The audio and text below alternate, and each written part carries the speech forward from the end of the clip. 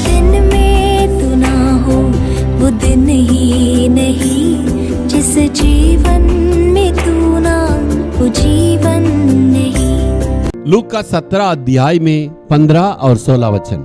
तब उनमें से एक यह देखकर कि मैं चंगा हो गया हूँ, ऊंचे शब्द से परमेश्वर की बड़ाई करता हुआ लौटा और यीशु के पांवों पर मुंह के बल गिरकर उसका धन्यवाद करने लगा, और वह सामरी था। यहां पर देखिए, एक सामरी आके प्रभु के चरणों के पास मुंह का बल गिर के यीशु को धन्यवाद दिया है। 10 कुड़ियां आए हैं, प्रभु उनको 10 को चंगा किए हैं। एक व्यक्ति लौट कर आया और यीशु की चरणों के पास आके मुंह का बल गिरा और गिर के परमेश्वर को हृदय से उन्होंने धन्यवाद दिया। तब यीशु ने देखा, तब पूछ रहे हैं बाकी 9 कहां हैं? वे क्यों नहीं आए? क्यों धन्यवाद नहीं दिए?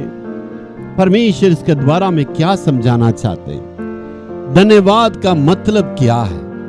जी हां, मेरे जीवन में परमेश्वर ने अद्भुत काम किया है। मैं दलदल में था, मैं बीमार था, मेरे घोड़े की बीमारी थी और मैं लंगड़ा था, परमेश्वर ने मुझे चलने दिया। ये परमेश्वर महान है, ये परमेश्वर अद्भुत चमत्कारी है। इस प्रकार हमें कहना है। इसका मतलब परमेश्वर का किया हुआ भलाई को दूसरे को सामने हमें घोषणा करना। शुभ संदेश का मतलब क्या है?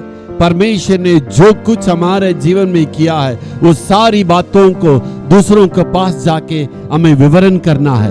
यही शुभ संदेश है, इसी का मतलब धन्यवाद है। यही परमेश्वर चाहते हैं। तो एक बार हम भूल जाते हैं परमेश्वर का किया हुआ उस भलाई को, लेकिन परमेश्वर हमें भूलता नहीं है और हमें धन्यवाद को चाहता। जी हाँ, कभी कभी हम ये चाहते हैं जो कोई हमसे भलाई को प्राप्त करते हैं वो हमारे पास वापस क्यों नहीं आते? परमेश्वर और मनुष्य के बीच में फर्क को आपको समझना चाहिए। परमेश्वर यदि हम धन्यवाद नहीं भी देते हैं, परमेश्वर हमें कभी भी भूलते नहीं है, वो अपने आशीषों को देते हैं। इसलिए मनुष्य स्वार्थी हो सकता है।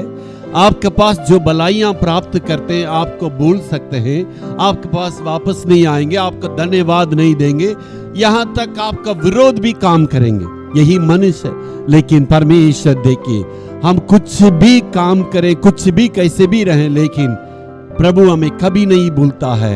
हमें स्मरण करके सारी बाधाओं को दूर करके हमें आशीष देने वाला परमेश्वर है।